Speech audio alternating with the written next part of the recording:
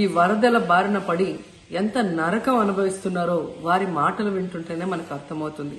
కనీసం చిన్న పిల్లలకి పాలు అందటం లేదు, రోజుల తడబడి తాగేదానికి నీళ్లు అందటం లేదు.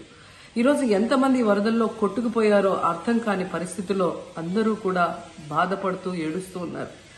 నిజంగా ప్రజలు ఇన్ని కష్టాలు పడటానికి, ఇంతమంది ప్రాణాలు పోవటానికి ఈ రాష్ట్ర ప్రభుత్వం కారణం కాదని నేను అడుగుతున్నాను.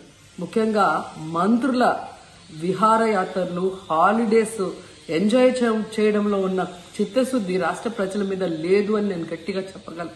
ఇదేదో నేను విమర్శించడానికి చెప్పటం లేదు. సీఎం గారు పనిచేయట్లేదు, వయసు అయిపోయింది. డిప్యూటీ సీఎం గారు, పంచాయతీరాజ్ శాఖ మంత్రి గారు కనీసం తన శాఖను అప్రమత్తం చేసి ప్రజల్ని కాపాడాల్సిన బాధ్యత ఉన్నా ఈ రోజు 5 రోజుల వరకు ఆయన అసలు విజయవాడ వైపే రాలేదు. 4 రోజులుగా పవన్ కళ్యాణ్ ఉప ముఖ్యమంత్రి రాలేదు, ఎక్కడ రాలేదని చెప్పి విపక్షాలు ఆరోపణ చేస్తున్నాయి. బాధితులను పట్టించుకోలేదని చెప్పేసి ఇక్కడ ఆరోపిస్తున్నాయి. ఏం చెప్తారు? ఫిజికల్గా మీకు కనిపించడం పద్ధతి అంటే వాళ్ళు ఏమనుకుంటారు, నేను బోట్ వేసుకొని రెస్క్యూ చేయడం కుదరదు కదా, ఆ బాధ్యత లేకుండా ఎందుకుంటాం. అది ఏంటంటే అనాలి కాబట్టి అంటమే తప్ప ఎంటైర్ మీరు చూస్తే మా పిఆర్ మెషినరీ, మన పిఆర్ పంచాయతీరాజ్ మెషినరీ మొత్తం ఎంటైర్ వర్క్ చేస్తూ ఉన్నాం మా సైడ్ నుంచి. అంటే అట్లా సార్ ధైర్యం చెప్పడానికి కూడా రాలేదని చెప్పేసి వాళ్ళు ఆరోపణ చేస్తున్నారు కదా,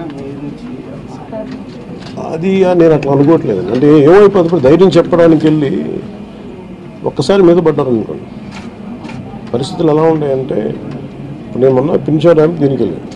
నేను వెళ్ళి సహాయ కార్యక్రమం అంటే నేను ఒక ప్రత్యేకమైన పరిస్థితిలో ఉన్నాను, అది మీరు అర్థం చేసుకోవాలి.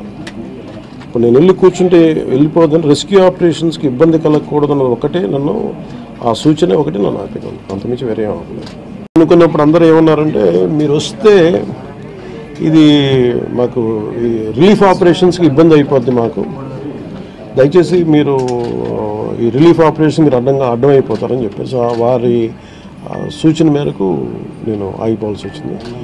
ఇప్పుడు కూడా ఒకసారి వాళ్ళ నిర్ణయం తీసుకొని వాళ్ళు టేక్ ఎక్కాలి, వెళ్తే అది సహాయపడాలి. కానీ మళ్ళీ ఇంకొక కేయాటిక్ మీకు తెలుసు కదా, అందుకని దాన్ని దృష్టిలో పెట్టుకుని కొంచెం చట్టపాయిస్తాను. అంత లేదు, కొంచెం ఇబ్బంది లేదంటే ముందు మెయిన్ అధికారులు పాపం గత 72 గంటల నుంచి వాళ్ళు నలిగిపోతాను నిద్రాహారాలు లేకుండా. సో వాళ్ళని దృష్టిలో పెట్టుకొని మళ్ళీ నేను వెళ్ళి అది సహాయపడాలి, కానీ మళ్ళీ అది అదనపు బరువు అయితే మళ్ళీ ఆ రెస్క్యూ ఆపరేషన్స్ ఇబ్బంది కలగకూడదని చెప్పి నేను దాన్ని దృష్టిలో పెట్టుకొని నేను స్వయంగా పర్యవేక్షిస్తున్నాను.